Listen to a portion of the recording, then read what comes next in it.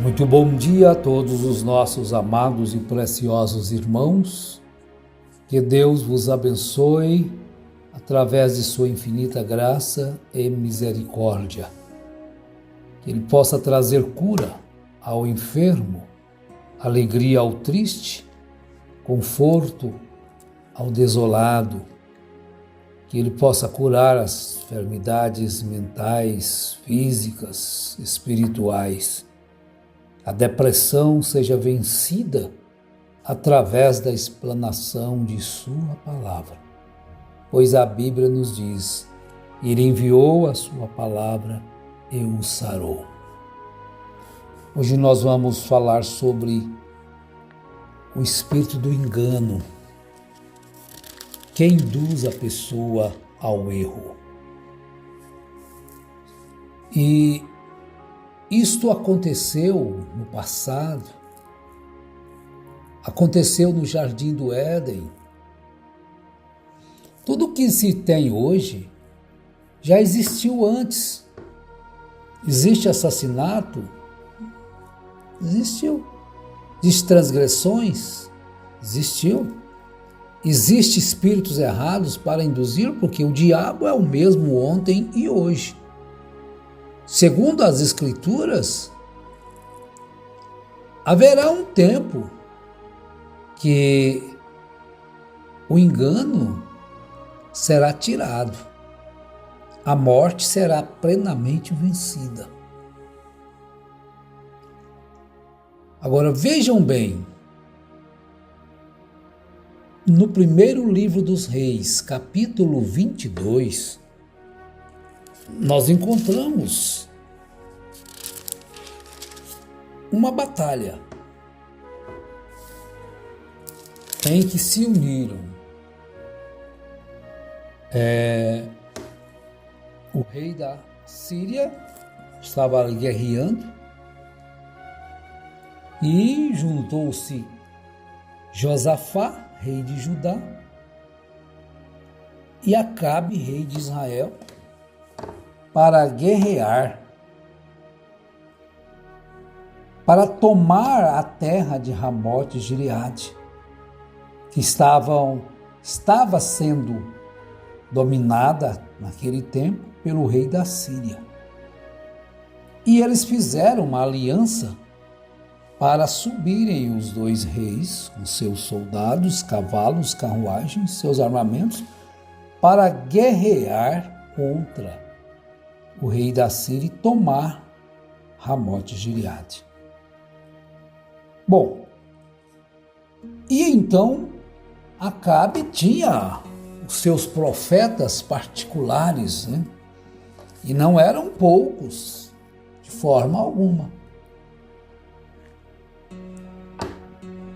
Muitos profetas para profetizar o bem em nome do Senhor. Vejam que eles profetizavam o bem em nome do Senhor, para induzir Acabe para estar naquela batalha, para ali ele vir a morrer. Então o rei de Israel reuniu os profetas, cerca de 400 homens. Ele lhes perguntou, irei a peleja contra Ramote e Gileade, ou deixarei de ir? Responderam estes, sobe, pois o Senhor o entregará nas mãos do rei. Olha, falar em nome do Senhor. Naquele tempo, estavam ali falando no nome do Senhor. Mas vejam, observe que havia uma profecia a respeito de Acabe. Havia uma profecia. Mas eles passaram por cima das Escrituras naquele tempo para agradar ao rei, para se tornarem famosos. Não valorizaram o que estava escrito. Então, ele reuniu.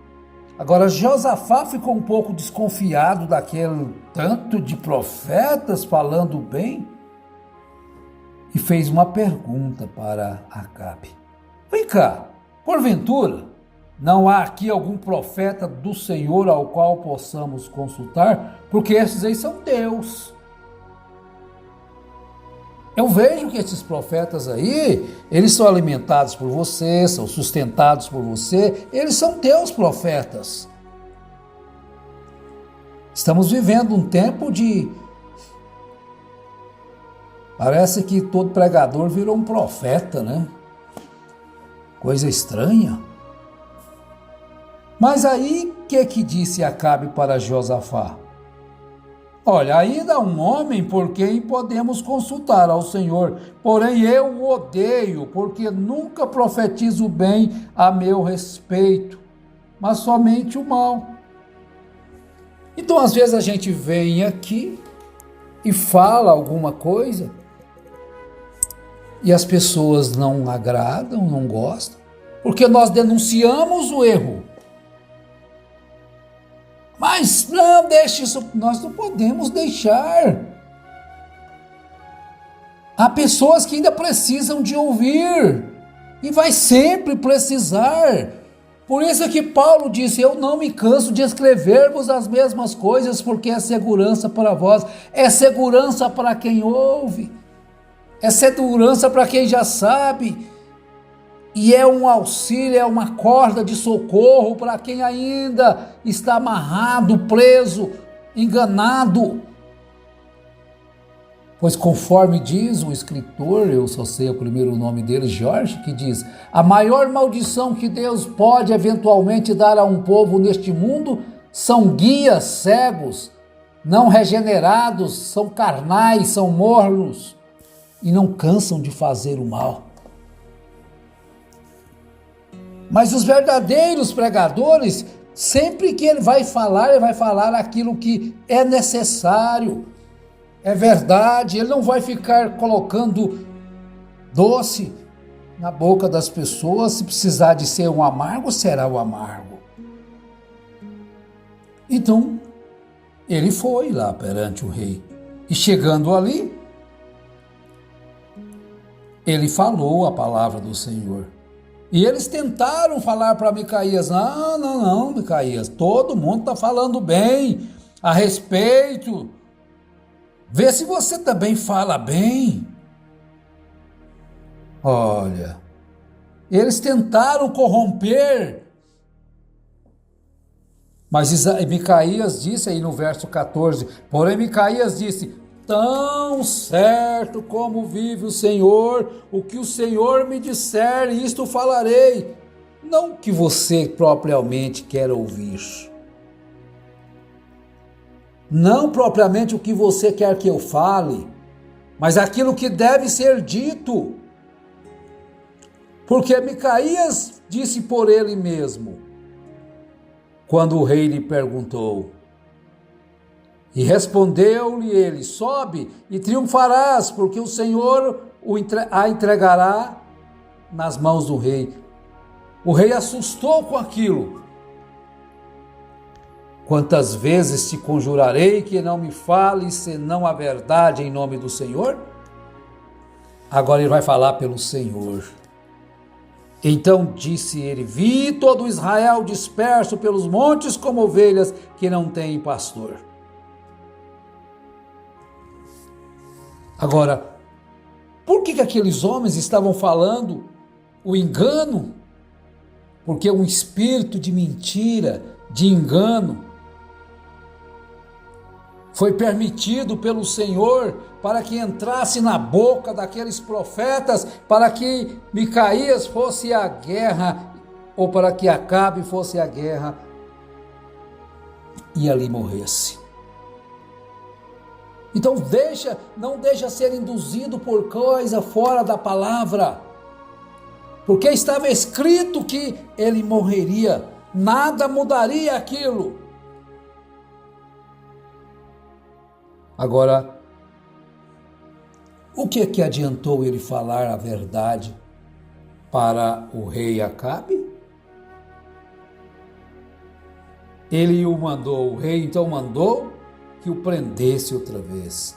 Verso 26, tomai a Micaías e tornai a levá-lo a Amon, governador da cidade, e a Joás, filho do rei, dizendo-lhes: assim diz o rei, metei este homem no cárcere e sustentai-o com pão e água até que eu volte em paz.